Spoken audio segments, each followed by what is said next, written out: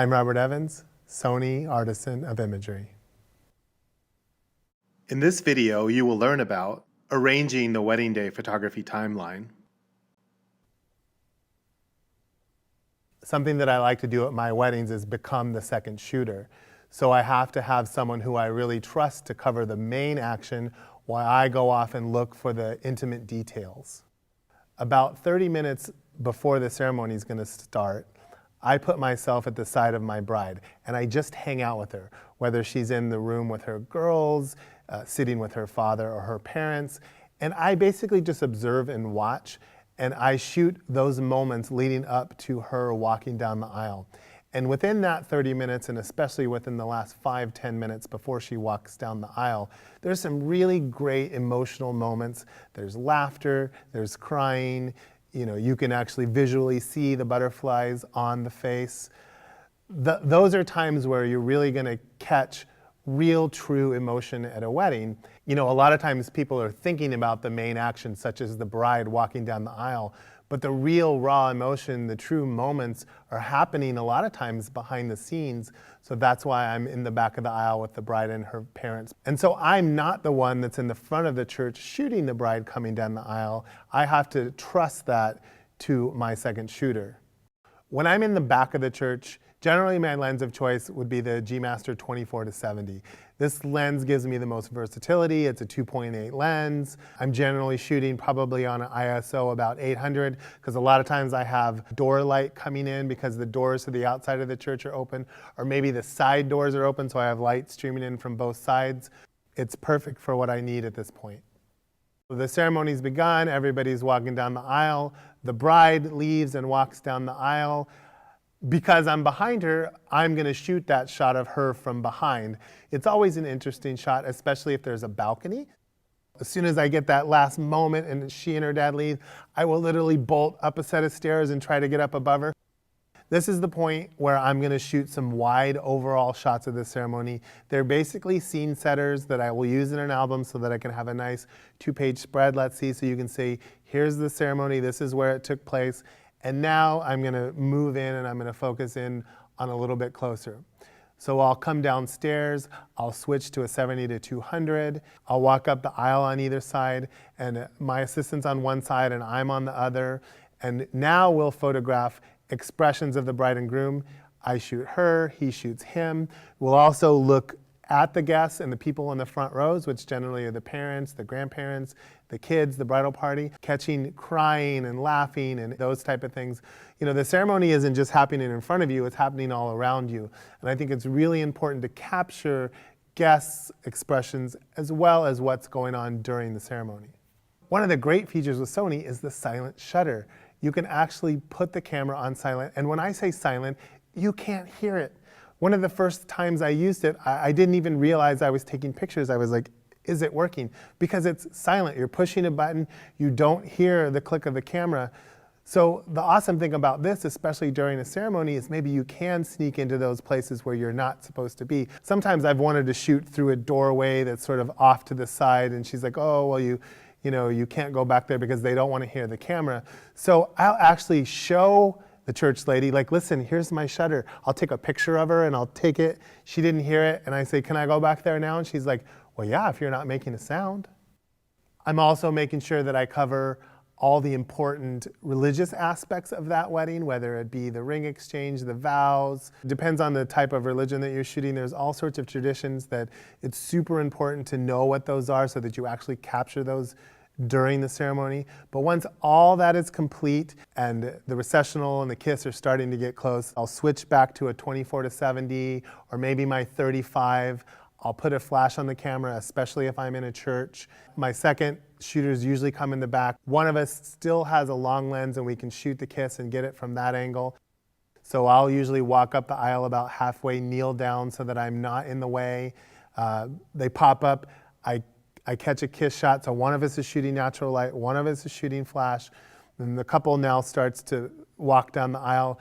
I'm backing up with them, taking photographs of their expressions, flash. I'm probably limited here with flash to 9 or 10 images because I can't shoot very fast because I have to let the flash recycle. If I'm outside, then this is a whole different scenario.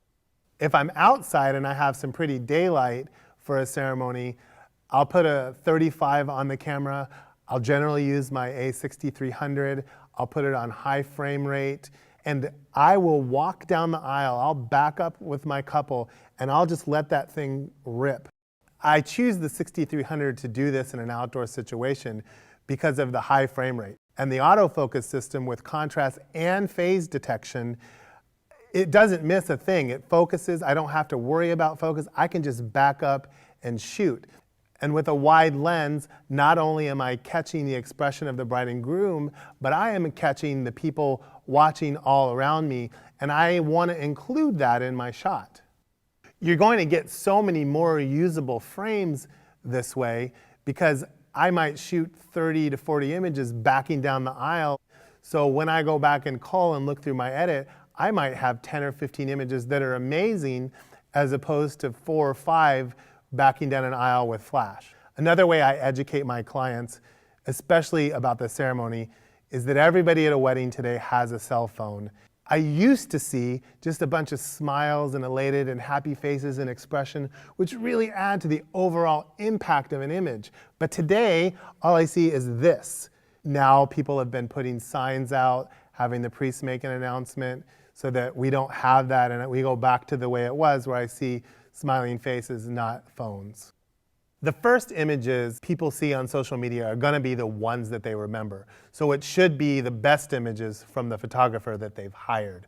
So I work with my brides to make sure I pick 5, 10, 15 images and get those files to her right away so that she has something to put out on social media. And they'll ask their guests to not post images from the wedding before the bride does. Because honestly, once you've seen images from Lisa's wedding for 2 weeks, and then the photographer gives her the images 2, 3 weeks later, nobody cares anymore.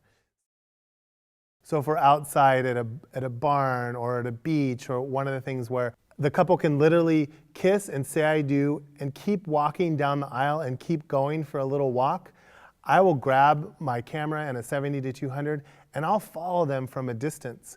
And I'll take images of just sort of that moment right after the ceremony, that they're excited, they're happy, it's over with. They're telling stories about the wedding. I see it all the time. And after 5, 10 minutes or so, whenever they feel like they're done, and the lights changed at this point, I might have some beautiful backlight or a great sunset, I'll take 5 or 10 more minutes to do a few more portraits with them right after the ceremony.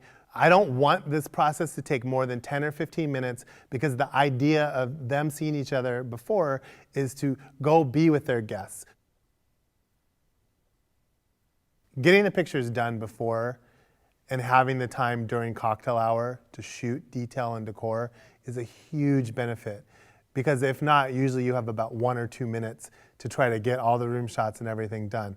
And as you know, room shots are important not only to the couple, but you can use them for marketing and getting them to the vendors to make them happy so you can get referrals in the future. One of the things that I like to do during cocktail hour is I put the 70-200 back on my camera and I walk around and I shoot candid headshots. So I basically single out individual people and I try to catch them smiling, laughing. They don't know that I'm taking pictures. And honestly, I've gotten some of the best feedback from couples about this. They're like, oh my gosh, you caught my aunt, she looks so great. You caught my friend, they look so natural. Because they are being natural, they don't know that I'm taking their photograph. And it's a great way to just walk around and catch a different type of cocktail images. I try to get about 15 or 20 really good ones. And really the secret to making this work is to keep moving, because sometimes you'll fixate on one person and you're trying to get them, but you're not going to get the shot. So just keep walking, keep moving, set a goal, shoot 10, 15, 20, and once you do, you're done. Moving on to the reception.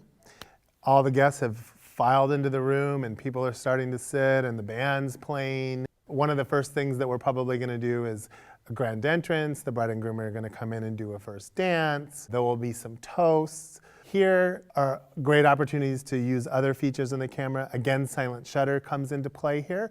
Many times during a toast, you don't want a loud, obnoxious camera going off, so silent shutter works really well here. We try to split it up, myself and my other photographer, and one of us shoots expression of the bride and groom, and one of us shoots the person talking. And basically, once you get a good picture, I just get off the dance floor so I'm not obtrusive. But I do something very interesting now, which I couldn't have done 5 years ago. Pretty much at all my receptions now, I shoot only available light. And it's because of cameras like the A7S II and the A7R II that allows me to do that. So I shoot available light, I use my fast lenses, I'll use my 85, I'll use my 70-200, my 24-70, and my second photographer will shoot flash. So I'm covering it both ways, but it gives the client a completely different look. And also by shooting in available light, which sometimes is lost in flash photography, is I'm really giving the feeling of what the room looks like with all the beautiful uplights and lighting on the centerpieces. So I'm capturing images as the eye sees it in the room. It's so amazing to me because a few years ago, I would have never believed that I could do this at a wedding, or cameras with these super sensitive high ISOs and great quality images would ever exist. Shooting a wedding, and especially a reception, with the ability to shoot it as I see it and high ISOs and fast lenses has really changed the way I photograph a reception. I'll give you a great example of how we do this. Let's say during cake cutting. A lot of times at the weddings I shoot, they have beautiful light, the cake's lit really well. So why not shoot it available light? I have plenty of light, so I will shoot it available light, and then I'll let my second photographer shoot it with flash. I generally, during cake cutting, don't control what happens. I give the bride and groom a few quick directions: put your arm around each other, hold the knife with your outside hands, and cut it, feed each other, and have a great time. I really trust my other photographers, and even during dancing or the things that go on, it really allows me to sort of push the envelope and think of different things that I can do to play, if you will. I really play photography at my weddings, and I try to find different ways. I'm thinking about building albums and shots going to that, so I might put the camera on the floor on a lit dance floor. I can go up high, I can shoot a wide overall shot of the room during a first dance, and my other photographer can be down there on the floor to get the close-up shots. But it gives me the ability to capture images that otherwise, if you're trying to be the main photographer, you're not going to get, because you don't have the freedom to roam and to see those things. I feel it's really super important, especially new photographers, old photographers, however long you've been doing it, and especially at a reception, is as much as you can is to be everywhere, but to be nowhere. And what I mean by being nowhere is just being invisible to the client. You're there to capture what happens, but you don't want to be front and center. You don't want to be controlling everything. You don't want to be the director that they notice that you're directing. You just sort of want to be like a ninja and flowing in and out of a situation, capturing moments and moving on, but allowing people to have a good time and not stopping the flow of the party. I always feel as the photographer, it's my responsibility to make sure that I capture the toasts and the first dance and the father-daughter and all those things. So there is a point in the night where you're gonna wanna go eat and you leave the room. And generally, we always trade off. Leave one of your photographers in the room while the other one eats, because it's your responsibility to get those things. And I've heard stories before where the planner told me I could go eat, but then something happened because the band made an announcement. A good piece of advice is, while one's eating, the other person stays in the room, and then you switch. That way you're for sure not to miss anything. In this video, you learned about arranging the wedding day photography timeline,